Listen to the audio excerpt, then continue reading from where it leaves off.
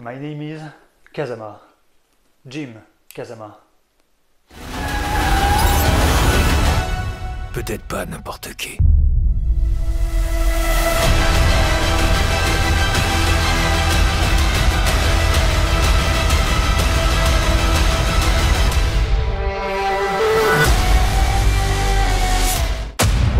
Désolé, je voulais vous faire une petite intro un peu qui change quoi. Salut à tous, nouvelle vidéo critique et cette fois-ci ce sera sur le film The Gray Man qui est sorti sur Netflix, qui est le film Netflix qui a, on va dire, le plus gros budget de toute la plateforme, qui se monte à 200 millions de dollars, donc c'est quand même un bon budget, ça fait limite le budget d'un gros blockbuster au cinéma, et puis c'est aussi un gros blockbuster sur Netflix, et le film a été...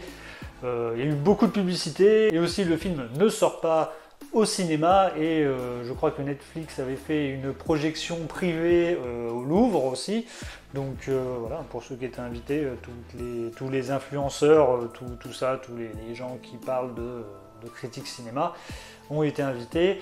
En tout cas, le film est réalisé par les frères Russo, que vous connaissez tout particulièrement parce qu'ils ont réalisé pas mal de films chez Marvel, qui est Captain America le Soldat de l'Hiver, Captain America Civil War, Avengers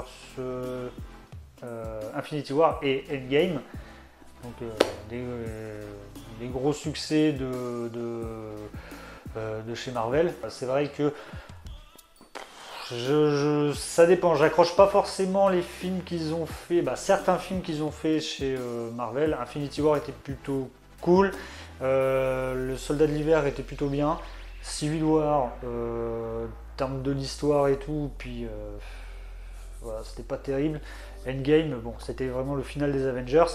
Moi j'ai vraiment pas non plus, ça dépend du film, parce que j'aime pas trop leur style à eux, les frères Russo, parce que ils ont une manière de filmer qui est très proche, surtout même dans les scènes de combat. Là, j'ai pas trop vu de scènes là dans ce film-là. Puis même, je crois qu'ils avaient produit un autre film, c'est sur Netflix, avec Chris Hemsworth, je ne me souviens plus du nom. Et pareil, là, le film était sympa. Bon, ça ressemblait un peu à un John Wick, mais voilà, c'était vraiment sympa. Là, pareil, en termes de réalisation, on n'est pas dans le même style qu'ils ont mis dans les films Avengers, à part quelques petits détails. Avant de commencer la critique, je vais vous demander juste une petite chose pour faire évoluer la chaîne. Tout simplement, il faut vous abonner à la chaîne pour pouvoir voir les prochaines vidéos qui vont sortir, et puis aussi la vidéo FAQ que je vous promets, vous inquiétez pas, je n'ai pas oublié. Et puis on a passé, du fait qu'on a passé les 300 abonnés, et puis pourquoi pas aussi avant la fin de l'année, j'espère passer les 400 abonnés, et aussi de laisser un petit pouce bleu. Pour l'histoire du film, on retrouve un ancien agent de la CIA, Kurt Gentry, appelé Syria 6, recruté alors qu'il était en prison comme d'autres avant lui. C'est un redoutable tueur à gages. Le nouvel employeur de la CIA veut éliminer tous les agents de cette section, et c'est pour cela qu'il est devenu la cible de Lloyd Hansen, qui lui aussi est un tueur à gages avec des méthodes peu orthodoxes. Il sera en possession d'une clé USB qui permettra de démanteler cette affaire. Pour ce casting 4 étoiles, nous avons Ryan Gosling qui joue l'agent Sierra 6, Chris Evans qui joue Lloyd Hansen, le mercenaire à la poursuite de Sierra 6, Ana de Armas, encore une fois dans un film d'action qui lui va si bien, elle joue Dani Miranda, qui viendra en aide à Sierra 6. Il y a Regé-Jean Page qui joue Denis Carmichael et Jessica Henwick qui joue Suzanne Breyer qui s'occupe de l'opération pour éliminer Sierra 6. Et c'est vrai qu'aussi, je ne sais pas si vous vous en souvenez, et on a eu dans le même style de film avec des stars et puis de gros budget, on a eu Red Notice juste avant. Ouais, il était sorti l'année dernière, et moi je ne l'ai pas regardé parce qu'il ne m'intéressait pas plus que ça, parce que c'est vrai que c'était vraiment, c'est des acteurs que j'aime bien, mais si c'est pour retrouver du Ryan Reynolds qui fait du Ryan Reynolds, du Dwayne Johnson qui fait du Dwayne Johnson, voilà, donc le film ne m'a pas forcément intéressé, et puis au vu des retours que j'ai eus, ça m'a pas non plus intéressé plus que ça. Donc là voilà, là j'ai voulu regarder The Gray Man parce que ça m'intéressait quand même un petit peu plus, et puis ça faisait un peu film espionnage, etc. Un peu un peu dans la lignée des... comment ils appellent ça les Tom Clancy, un peu, je trouve. Hein. C'est un peu un mélange de James Bond et Tom Clancy, quoi, en quelque sorte. Donc le film est réalisé par les frères Russo, hein, comme je vous ai dit, ceux qui ont fait les Captain America, Civil War et le Soldat de l'Hiver, les deux Avengers Endgame et puis aussi Infinity War, et qui ont fait aussi un autre film sur la plateforme de Apple, qui est Sherry, je crois, avec Tom Holland. Et on a aussi le film que je vous ai parlé juste avant, qu'ils ont produit pour Netflix avec Chris Hemsworth. Et je crois que c'est Tyler Rock, je crois, ça doit être ça, si je ne me trompe pas. Moi, en fait, j'ai un petit problème avec ces deux réals. Hein. En fait, c'est des réalisateurs.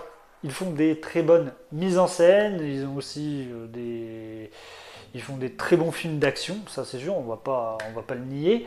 Mais en fait, j'ai un petit problème avec eux, c'est du fait que l'action est quand même très très proche. Je veux dire, ils filment d'une manière dont certaines scènes d'action, que ce soit dans Avengers et puis dans les Captain America, soient très très près. Je veux dire, on voit pas vraiment l'ensemble de la scène d'action.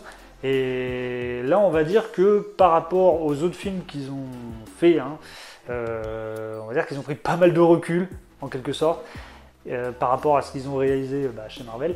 Donc là, voilà, on peut mieux voir l'action qui est quand même très bien réalisée aussi dans ce film. Il y a des très bonnes mises en scène, hein, comme je vous l'ai dit. Ah, et aussi, par moments, ils utilisent un peu la même méthode que Michael Bay a fait pour son film Ambulance, où parfois ils utilisent quelques drones hein, qui passent par-ci par-là. Pour moi, on va dire que c'est mieux réalisé avec les drones que Michael Bay, où ça partait un peu dans tous les sens. Là, on va dire qu'ils ont mieux utilisé les drones, hein. C'était juste quelques passages, hein, sans plus, hein. C'est pas non plus des passages qui durent entre 30 secondes et 1 minute, qui ne donnent pas non plus la gerbe, hein, comme a fait Michael Bay. Voilà, ça donne quand même une certaine dynamique aux scènes, surtout pendant les scènes d'action. On retrouve aussi leur même mimique hein, qu'ils ont dans chaque film, comme pareil, on peut voir dans les Captain America, Soldat de l'Hiver, Civil War, Avengers, Infinity War et Endgame, où par exemple il y a la grosse police d'écriture pour chaque ville. Hein. Chaque fois qu'ils changent de pays, il y a toujours ce nom avec marqué Paris, je crois qu'ils vont à Prague, Berlin, etc. Et voilà, on retrouve la même chose dans ce film que dans les autres films hein, qu'ils ont déjà tournés. J'ai pas vu Sherry, donc je peux pas vous dire si on voit la même chose. Alors voilà, pour moi, faut pas non plus s'attendre à quelque chose de dingue de leur part. Hein. C'est juste un film qui est exactement, en termes d'action, hein, pareil que les John Wick. Ils ont une réalisation plutôt soignée. Voilà, c'est bien réalisé. Hein. Tous ceux qui aiment et qui ont vu la filmographie des frères Russo, je pense qu'ils ne vont pas être perdus. Donc voilà, là-dessus on va dire qu'ils nous ont fait un film plutôt correct. Alors pour les scènes d'action, c'est exactement la même chose que l'on peut retrouver dans chaque film d'action hein, de ces dernières années, hein, que ce soit pour John Wick, pour que ce soit aussi Bloody Milkshake, qui est là vraiment un film 100% féminin. Il y a Tyler Rock aussi qui font partie de leur production. Donc voilà, c'est un style je pense qu'on va retrouver vraiment dans tous les films d'action ces derniers temps. Moi, pour le coup, ça ne me dérange pas du tout parce que c'est vraiment le style de film que j'aime bien, tant que c'est bien chorégraphié, que c'est dynamique. Moi, ça ne me dérange pas. Et voilà, c'est ça qui est dingue, c'est que dans ce genre de film, c'est que tout doit être chorégraphié exactement comme ils l'ont appris. Et j'imagine pas le nombre de scènes qui doivent tourner, hein, que ce soit pour les acteurs qui doivent faire je sais pas combien de scènes et tout, et puis même les réalisateurs hein, qui doivent vraiment prendre sous différents angles. Ça doit être vraiment un truc de dingue. Là pour le coup, voilà, hein, on voit bien que Ryan Gosling a bien appris ses chorégraphies ou quoi. On voit aussi qu'il a pris pas mal de muscles, hein, parce que c'est vrai que c'est plutôt quelqu'un qui est plutôt bien entretenu hein, en termes physiquement. Sauf que là, il a pris un peu de la masse.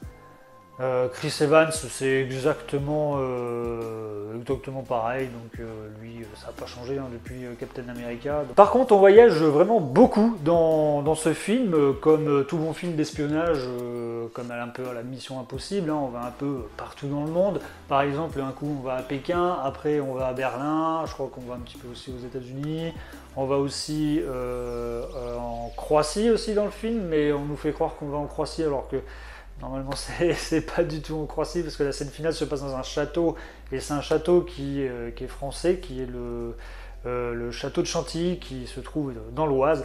Mais voilà, on va dire que principalement toutes les prises de vue de ce film hein, se passent en Europe. Pour ce qui est du personnage de Chris Evans, eh ben, je dis pas qu'il est mal écrit, je pense que le personnage de base devait être comme ça.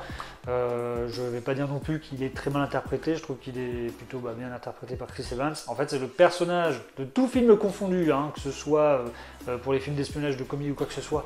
Mais le plus con que j'ai vu, c'est le personnage le moins intelligent.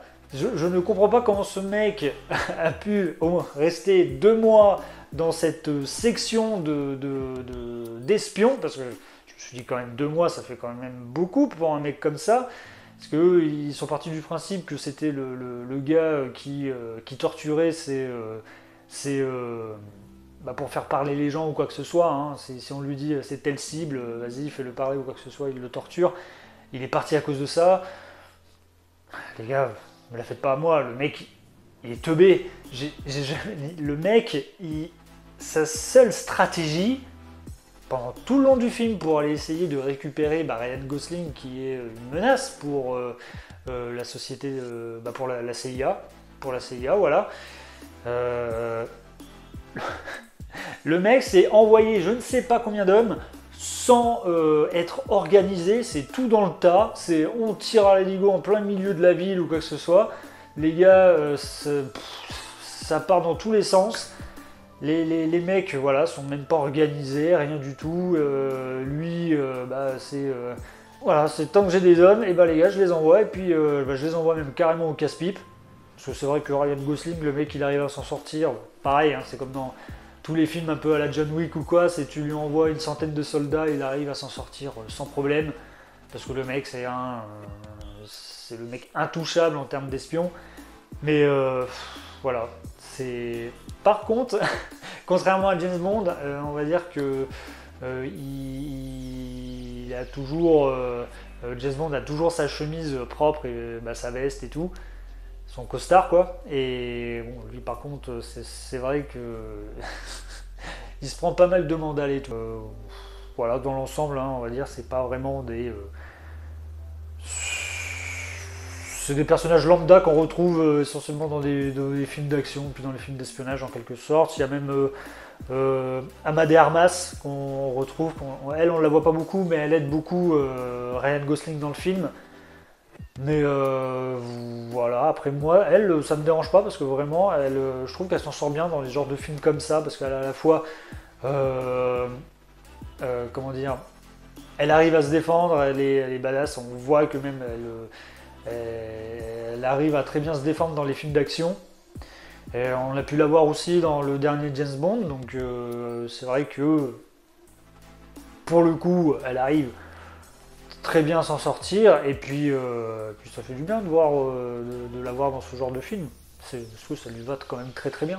Donc en conclusion, ce film c'est du déjà vu, revu et re-revu, mais ça ne l'empêche pas d'être un bon divertissement et un bon blockbuster, car Netflix a tout de même déboursé 200 millions de dollars. Bon, c'est vrai, à côté de la série Le Seigneur des Anneaux, c'est rien du tout, mais pour une production de film sur une plateforme, c'est quand même très très cher. Et les frères Rousseau ne nous déçoivent pas, mais ne vous attendez pas non plus à un film qui va révolutionner le style. Chris Evans, Ryan Gosling sont les têtes d'affiche de ce film et tiennent bien leur rôle. Dommage que Ana de Armas ne soit pas plus mis en avant, mais je continue à dire qu'elle est faite pour ce genre de film, déjà qu'elle a prouvé dans le dernier James Bond.